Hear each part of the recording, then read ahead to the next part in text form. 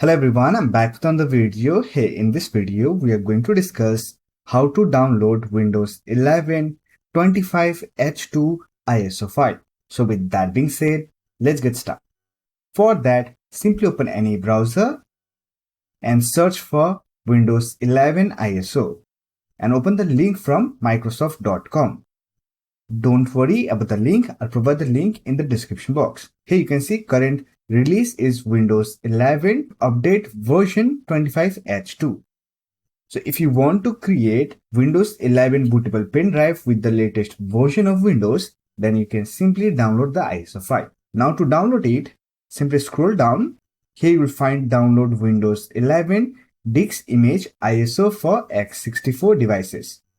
From the drop-down menu, simply select Windows 11 Multi-Edition ISO. Then click on Confirm.